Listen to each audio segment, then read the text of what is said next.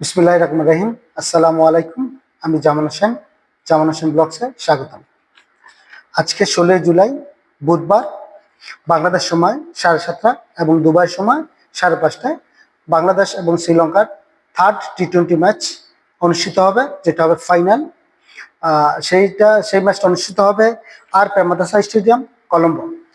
আজকে আমি বাংলাদেশের ব্যাটিং অর্ডার নিয়ে কিছু কথা বলতে চাই। আমি গত দুইটা ম্যাচের রিভিউ তো সেম আমি বলেছি বাংলাদেশের ব্যাটিং অর্ডার নিয়ে কিছু কথা, তো আজকে আমি সেটাই বলবো। আমি প্রথমত দেখতে চাই 1 নাম্বার তামিম এবং 2 নাম্বার পারভেজ হোসেন ইমন, দুইজনে ওপেনিং, এবং 3 নাম্বার আসবে captain Liton Das as usual, এবং 4 নাম্বার আসবে তৌহিদ হৃদয়। 5 নাম্বার আসবে মিরাজের জায়গায় আসবে শামীম হোসেন পাটোয়ারি। আমি মনে করি মিরাজ ওই জায়গায় ডিজার্ভ করে না, কারণ টি-20তে, ওয়ানডে ঠিক আছে, টি-20তে ডিজার্ভ করে না, সেই জায়গায় আসবে। 5 নাম্বার আসবে শামীম হোসেন পাটোয়ারি। 6 নাম্বার আসবে জাকির আলী অনিক। 6 নাম্বার আসবে জাকির আলী অনিক। 7 নাম্বার আসবে মেহেদী হাসান মিরাজ। আমি মনে করি 7 নাম্বারে মেহেদী হাসান মিরাজ পারফেক্ট। 8 নাম্বার আসবে রিশাদ। 8 নাম্বার আসবে রিশাদ। 9 নাম্বার আসবে সাইফুদ্দিন। 10 নাম্বার শরীফুল।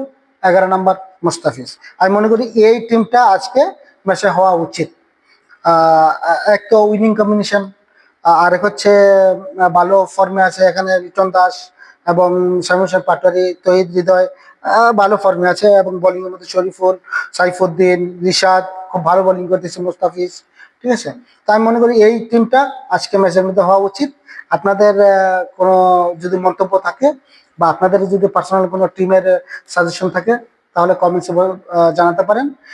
এটা আমার নিউ পেজ জামান হোসেন ব্লগস, এবং আমার ইউটিউব চ্যানেল আছে, সেটা হচ্ছে জামান হোসেন ব্লগস। আমাদের ইউটিউব এবং ফেসবুক পেজের লিঙ্ক নিচে দেওয়া হবে, সেটা ক্লিক করে অবশ্যই ফেসবুকে ফলো দিয়ে রাখবেন এবং ইউটিউবে সাবস্ক্রাইব করে রাখবেন। Thank you very much. আল্লাহ হাফেজ।